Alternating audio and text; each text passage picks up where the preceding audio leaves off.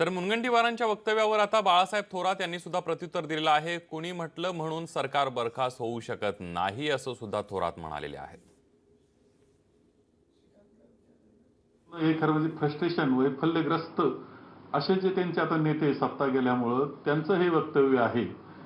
शेवटी लोकशाहीच्या पद्धतीनं राज्यघटनेच्या पद्धतीनं हा देश चालतो आहे आणि राज्यघटना ही केंद्राचा कुणी नेता जरी असेल, कुणी सर्वश्रेष्ठ मानत असेल स्वतःला, त्यांच्यापेक्षा वरची आहे, सर्वांच्या वरची आहे हे आपण पाहावं।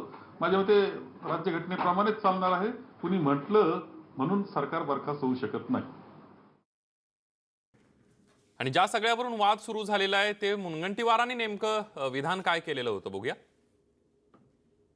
जर काही अडचणीमुळे कागदपत्र जमा करण्यामध्ये काही उशीर होत असेल तर मी समजू शकतो, पण केंद्रामध्ये जेव्हा NIAचा कायदा 2008-9 मध्ये करण्यात आला तेव्हा काँग्रेस राष्ट्रवादीच्या सरकारनेच त्या कायद्यामध्ये कोणत्याही राज्याची अनुमती घेण्याची आवश्यकता नाही अशी तरतूद केली। राज्याची अनुमती न घेता एखादा आतंकशी संबंधित किंवा देशाच्या संदर्भामध्ये काही गंभीर गुन्हा असेल, ज्याचा आंतरराज्यीय विषय असेल, तर त्याची चौकशी NIAला करता येते। NIA त्याच कायद्याच्या आधारावर ही चौकशी त्यांनी आपल्या हातात घेतलेली आहे। उद्या अशा सर्व गोष्टींमध्ये राज्य सरकार मुद्दाम केंद्राला योग्य माहिती देण्यामध्ये कुचराई करत असेल तर आपल्या संविधानामध्ये त्या संदर्भातली ही तरतूद आहे। राज्याचे पोलीस महासंचालक आणि मुख्यमंत्र्यांची आज बैठक झाली। NIA तपासावर यामध्ये चर्चा झाली। राज्याचे अतिरिक्त पोलीस महासंचालक गुप्तचर विभाग रश्मी शुक्लाही या बैठकीला उपस्थित होत्या। NIAची टीम काल दिवसभर पुण्यामध्ये होती। एल्गार परिषदेची कागदपत्र या टीमला हवी आहेत, पण पुणे पोलिसांनी ती देण्यास असमर्थता दर्शवली आहे। आम्हाला पोलीस महासंचालकांकडून तसे आदेश नाहीत असं कारण काल पुणे पोलिसांनी दिलंय।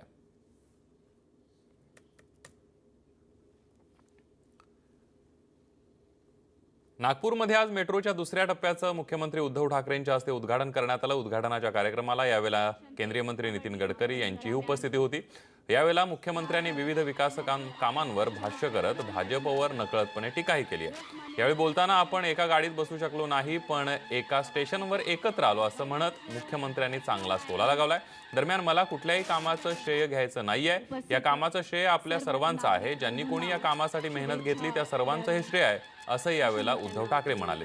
तर यावेळेला मुख्यमंत्र्यांनी देवेंद्र फडणवीसांनाही शुभेच्छा दिल्या। उद्धवजी ठाकरे यांना विनंती करते की त्यांनी आपल्या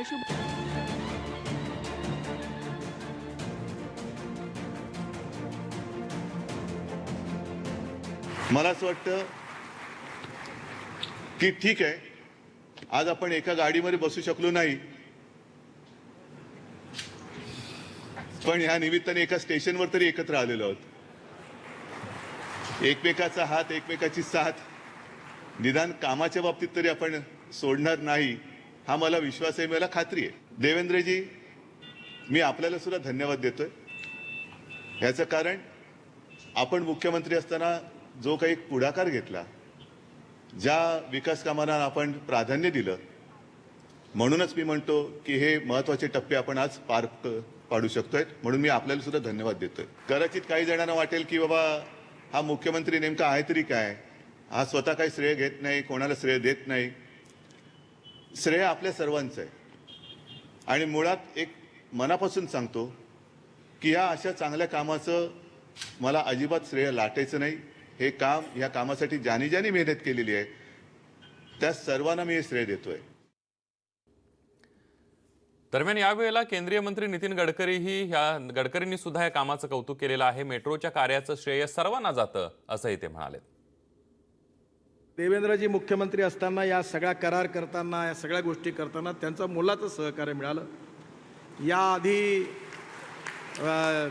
ही गोष्ट खरी आहे की कॅबिनेटचा प्रस्ताव पास झाला, त्यामुळे मी म्हणतो सगळ्यांचंच नाव घेतलं ते चांगलं, त्यात मुत्तेबारांचंही नाव घेऊन टाका, कारण त्यांनी पण दावा केला की मी केलेला आहे, त्यामुळे त्यांचंही याच्यात काम आहे। त्यांनी त्यावेळी मागणी केली होती, त्यामुळे सगळ्यांना याचं श्रेय मिळायला काही हरकत नाही आहे।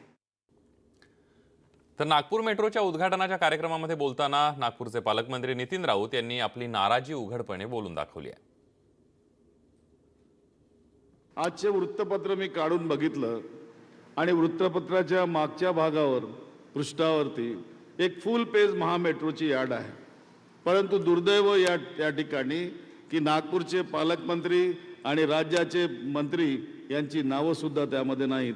याची दखल याच्या पुढे महामेट्रोने घ्यायला पाहिजे.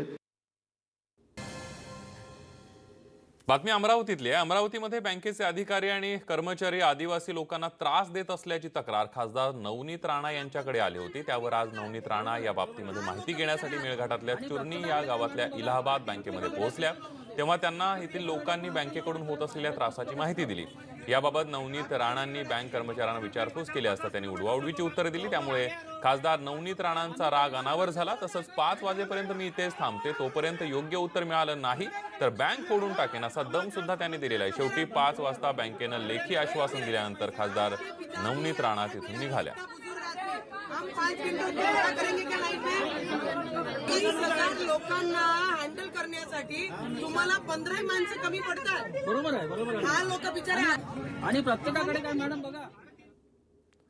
तर अमरावतीमध्ये राज्यमंत्री बच्चू कडू यांची सपत्नीक रक्ततुला करण्यात आली. बच्चू कडूंच्या अचलपूर मतदारसंघातील चांदूर बाजारमध्ये त्यांची सपत्नीक रक्ततुला करण्यात आली. बच्चू कडू यांनी आतापर्यंत जवळपास 97 वेळेला रक्तदान केलंय. तसंच राज्यमंत्री पदाचा पदभार घेताना सुद्धा रक्तदान करूनच पदभार स्वीकारला. तसंच मोठ्या प्रमाणावर रक्तदान शिबिरही ते नेहमीच आयोजित करत असतात. त्यामुळे त्यांच्या कार्यकर्त्यांनी आज बच्चू कडू आणि नयना कडू यांची सपत्नीक रक्ततुला करून सन्मान केला.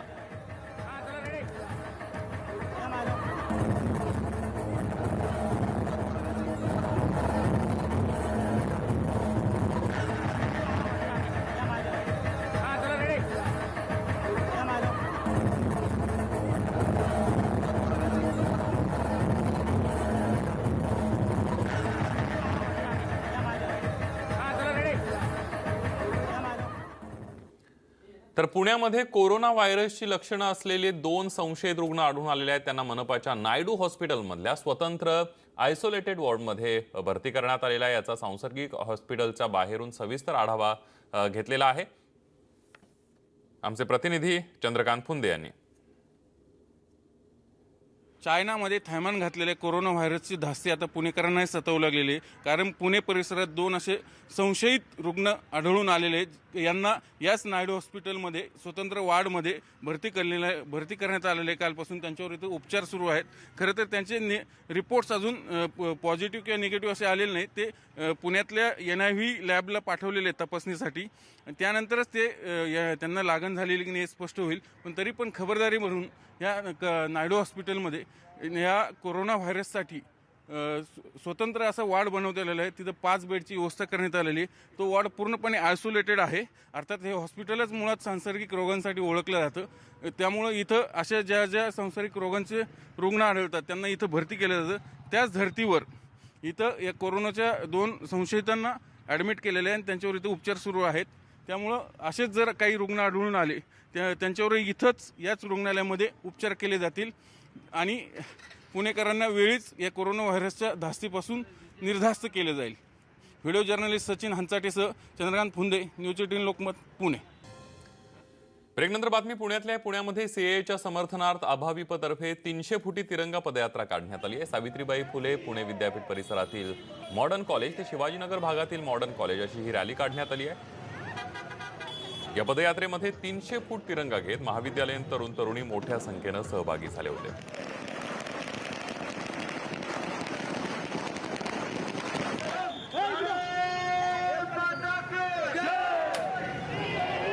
सीएच्या समर्थनार्थ अभावीपणे पुण्यामध्ये तिरंगा पदयात्रा काढलेली आहे.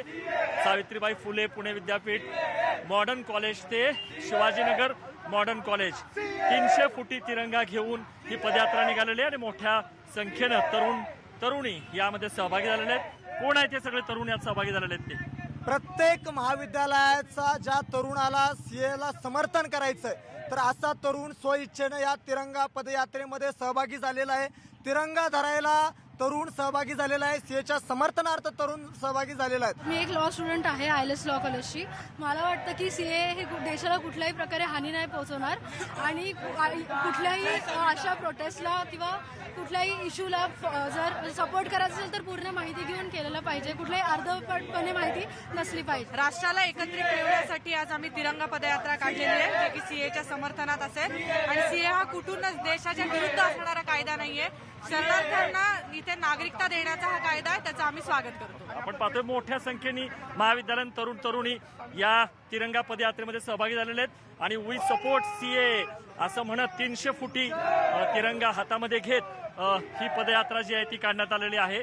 आणि आपण पाहतोय की सीएच्या विरोधी मोर्चे निघतायत, सीएच्या बाजूनी मोर्चे निघतायत, परंतु विद्यार्थी जो आहे हा कॉमन घटक आहे आणि संपूर्ण देशामध्ये ही आंदोलन चाललेले आहेत. पुणे स्वतःला अपवाद नाहीये.